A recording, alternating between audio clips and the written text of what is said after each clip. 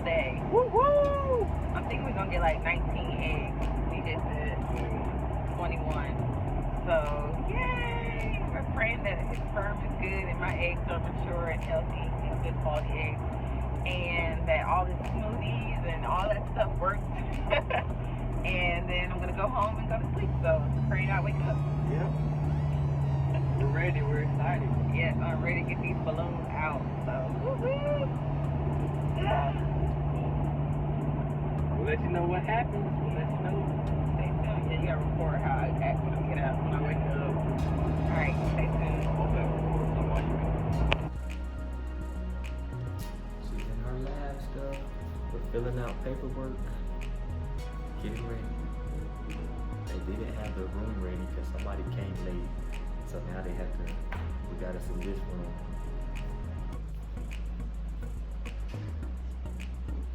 They got us in this room right now.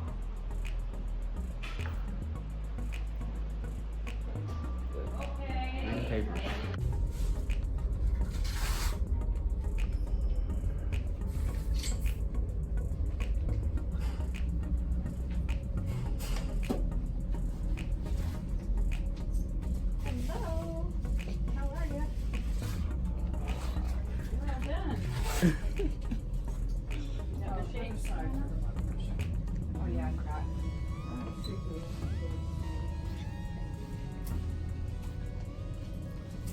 Did you sleep good?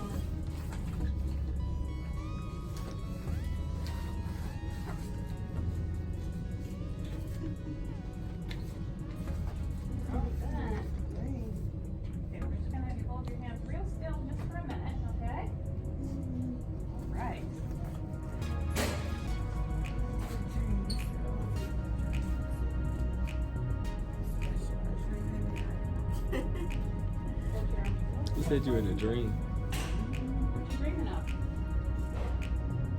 You don't know? You don't remember? I'm gonna hold your arm real still just for about another 20 seconds, okay? You're doing so good. Shaking is just anesthesia.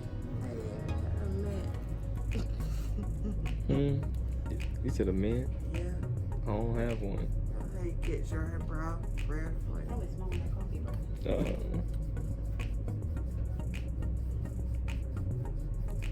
I survived, everybody. Yeah. You were so worried about that. I was like, you'll be alright. It'll be fine. Jasmine, just relax. Just relax. Just relax. Best sleep ever. Hold on. These people are so. Go ahead. Start over. I survived. These people are so good. Professional. The last thing I remember is them sticking that thing in my nose. Oh my God. It's like the best sleep of my life. And I did dream. I dreamed about rocket ships. And I did ever go to a dimension. To what? Didn't go to a dimension, so didn't get to see outer space. You're back. Like last thing, I was like, scoot back on your chair, and then I was like, I wasn't like. Good thing they wear masks, cause I know my breath is like kicking. Oh my titty. I love this. I can be like, this is addictive. I can see myself. Oh my gosh. Girl, stop. Yeah. Hi guys, welcome back to my channel, You, Me, and Faith to Conceive. My name is Jasmine Lovett, and today is May 5th, and this is an update on what's happened after Retrieval Day. So Retrieval Day was May 2nd, 2019. It was, first let me tell you how it went. I got up that morning, excited, ready to go, but nervous. Didn't get to have anything to eat after midnight the following day.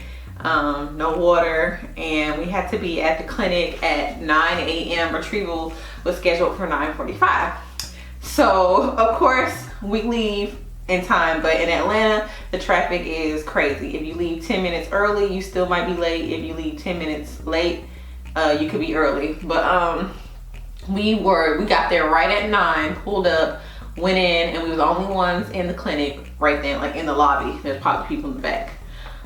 We signed in, and they were like, oh, well, somebody who was supposed to be going before you was late, so it kind of put the whole schedule back, and you guys just, you know, sit here and we'll get your room ready. So we're sitting there, and I'm just sitting there being silly with DJ, making jokes and stuff, trying to ease my anxiety, because when I'm nervous and stuff, I like to laugh and joke. I did cry on the way up there. Like, all of a sudden I just broke down crying on the way up there because I was scared of being put under anesthesia. I've never been put to sleep before. And let's rewind about why I was nervous about that. So behind the scenes of IVF, if you guys are like some OG followers, you know that I found out that I had a heart condition. I had a heart murmur back when I was 13. They said it was like a leaky heart valve, a hole in my heart. And ever since then, I've been nervous about A, getting pregnant, B, being able to carry another life and pushing it out, and just, you know, something crazy happening to my heart. So when I had to fill out the IVF medical forms, I mentioned that I had a heart murmur, and my doctor was like, well, you know, we want you to go to your cardiologist and make sure everything's okay. So I went to my regular physician. She gave me a cardiologist to go to. I went there, and he was like, that doesn't sound right. He's like, but it sounds like it's in a different spot. It doesn't sound like it's a hole in your heart where it would be something that we're worried about. But I don't want you to get pregnant until we know that you can carry a baby. I was like, okay, well, I'm supposed to be starting an IVF in like 2 weeks. Like, I get on the birth control. Is it okay if I start the birth control? He's like, yeah, that's fine. He's like, what is IVF? And I'm thinking like all doctors and physicians and, you know, nurses and stuff know what IVF, but you'll be surprised at how many don't know what it is. Like, what is that procedure?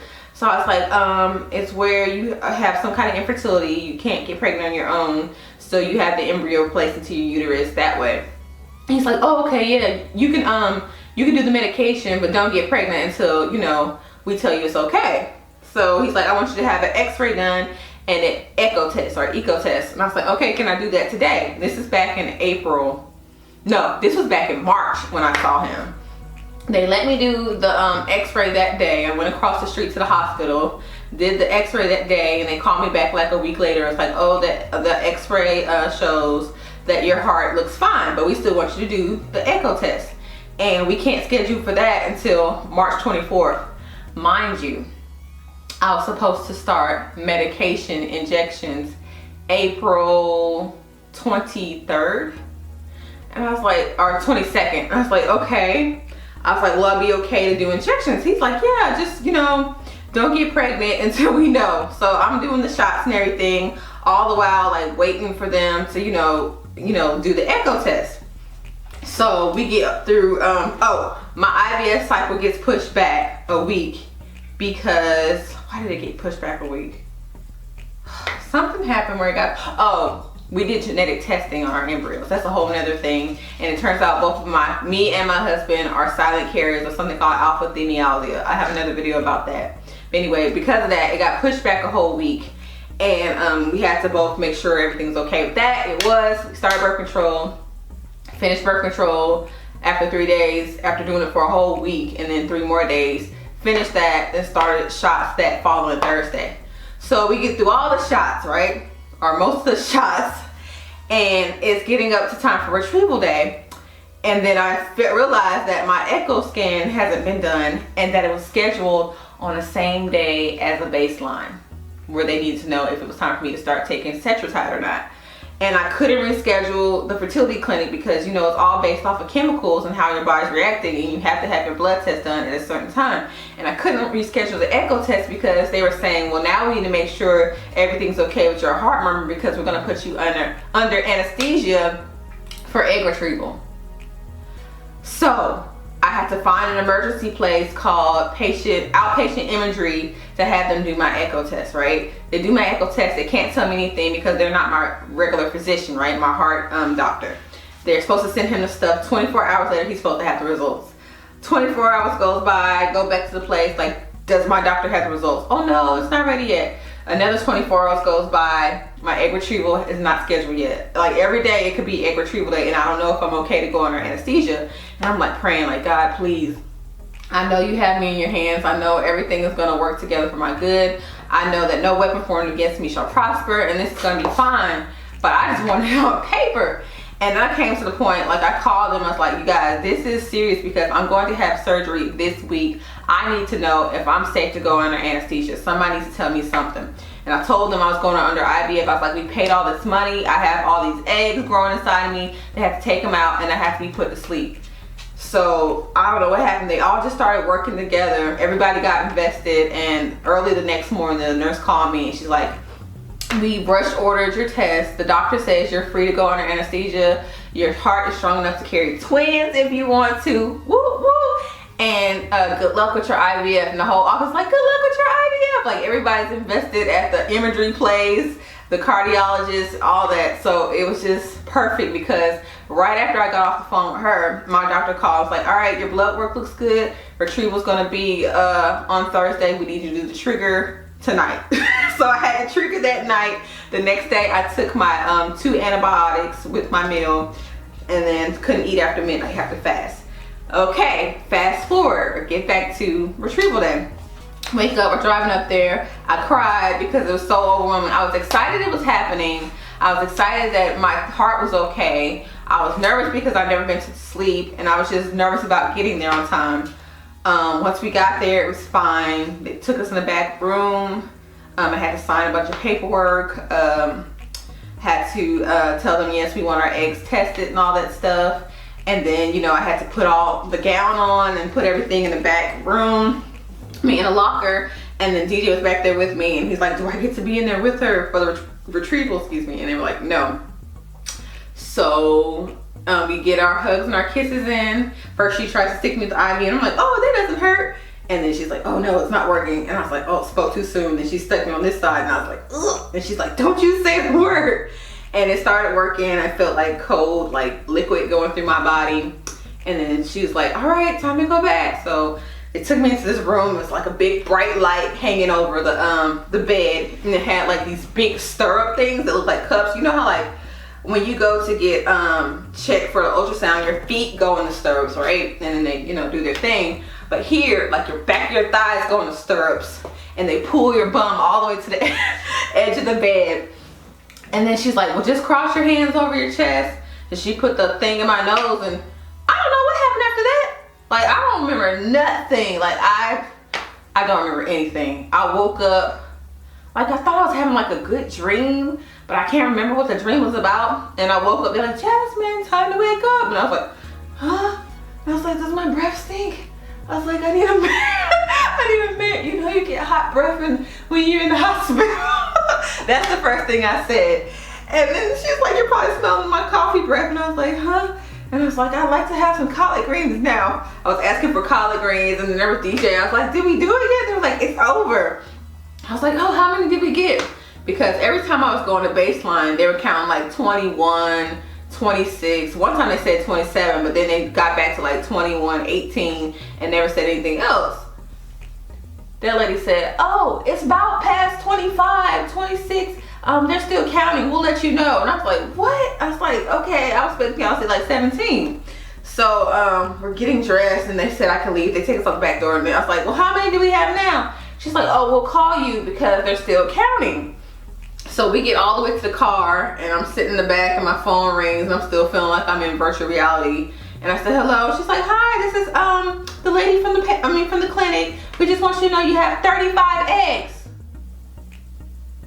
35 eggs. Do you hear me? 35 eggs. We were like, what? 35? She's like, yeah, 35. And I'm like, oh my God, no wonder I've been feeling so bloated, feeling like these water balloons are just swinging in my belly. Like, I've been harvesting 35 eggs in my stomach. Oh my gosh. So we go home, we're excited. We're like, okay, it's 35. I mean, it's probably gonna jump down to like, you know, 11, you know, because you don't really have that. People don't get that many eggs, or not that I know of. I wasn't expecting to have that many eggs. So we go home and I'm allowed to eat salt. So we get we went to the store the night before, and I got a whole bunch of like chicken soup, clam chowder, pickles, whole bunch of Gatorade. I got protein powder, just, you know, sodium, water, salt, because I wasn't trying to get OHSS. Like, that was my biggest fear. I was like, God. And they had 35 eggs. So my husband like took my phone and texted my boss, was like, yeah, Jasmine did well, but she's not coming to work tomorrow because they took out 35 eggs. She needs to rest. So I ended up taking off that day and the next day and just rest. And then on Saturday, he still wouldn't let me do anything. Like, today's the first day I actually left the house for church. I didn't wear this, but yeah, I left the house for church. And it's just crazy. So they called us that night. They said 35 retrieved, 20 mature and fertilized. They had to fertilize all of them with ITSY, 17 embryos. I have 17 embryos. They called me this morning. So that was Saturday when that was Thursday. They told us we had 17 embryos. Then they called us, was that Thursday they called us? Thursday, Friday, Saturday, Sunday. I feel like they called us. Oh, yep. Then they called us again on Saturday and told us we had 17 that, you know, are fertilized.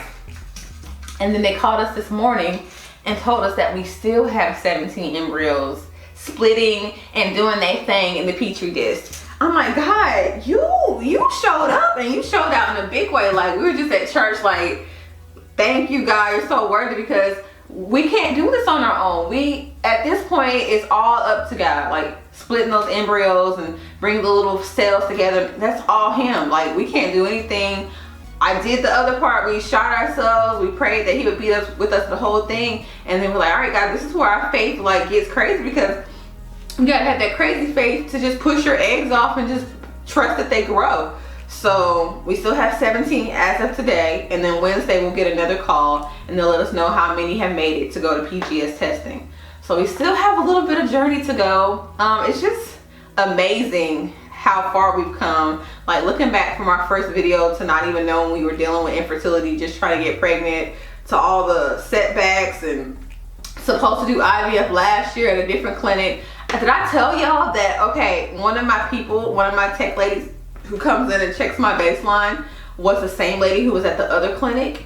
And I was like, I know you. And she's like, yeah, I think I know you. She did my HSG test at the other clinic. And I was like, we were supposed to do IVF there, but right when we were doing the paperwork, my husband lost his job and it just didn't work out for us, and now we're here doing it. And she's like, you know what, it's probably better that happened, because that clinic is not doing well. She's like, it's not good business over there. She's like, so many people are leaving from over there to come where you are. And DJ was like, he never had a good feeling about that clinic in the first place, but I was just so ready to make it happen.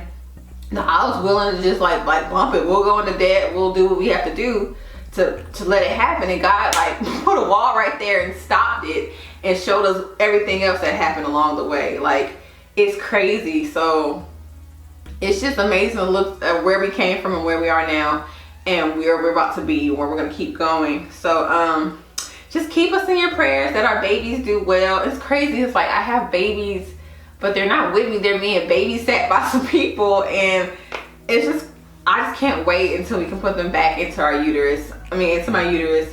So yeah, they're being tested. We have to wait for that. I'm going to South America for my sister's wedding, so I have to wait 30 days after that to even start back up with the birth control and progesterone, because we want to make sure I didn't contract the Zika virus while I'm there, which I will not do. I will not contract that. And then after that, after we do all the medication and stuff, when I get back, I think it's probably going to be late July, early August, we put baby back in. I kind of want to put 2 in. Like, all this time I was saying, no, I don't want to have twins, because I was scared about my heart. I was like, that's a lot of pressure on my heart. That's a lot of work on my heart. But I'm like, I have 2. We got 2 babies, and we already have names for them.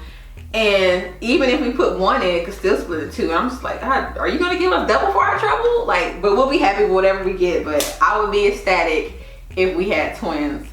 But that's it. I just want to show you guys or tell you some side effects that happened after retrieval. I was very bloated. My stomach felt very tight, so I drank a whole bunch of Gatorade. I was a little bit crampy maybe a couple of hours after leaving the clinic. After the anesthesia wore off, they gave me some extra strength Tylenol to take. I never had to put in the the order for the oxycodone or anything like that. That was an option if I needed it, but I never needed it. DJ just made me lay around, so nothing terrible happened, nothing stretched or messed up or pinched. Still a little bloated, but not as much. I've already lost about 4.5 pounds really, because when I went into the clinic and they weighed me, I was right at 140, and now I'm like at 132-ish, 132, 133, sometimes 134. I still have, like, these ain't going nowhere. I still have bruises from the shots. I still think that's from when DJ stabbed me too hard with the needles, but you know, we couldn't feel it because it was frozen. So we probably, or maybe I was doing it, we're going too far in and caused a little bit of bruising. But other than that, like, my breasts still are hurt and swollen. I'm ready for them to go back to regular, because every time I wake up in the morning, it feels like heavy rocks just hanging. So that's a thing. What else? That's it. Other than that, I feel like myself. I can't wait to take a bath. I have to wait a week until I can take a bath. I have to wait 2 weeks before we can, you know, get back to the swing of things, I think. Oh, I can't wait for that. I'll edit that edit that out. But so yeah, that's where we are. I just wanted to update you guys. Thank you so much for all your kind words and encouragement, and just keep on following us on this journey. We'll give you updates as we get them. And thanks for watching Prayers and Baby Dust.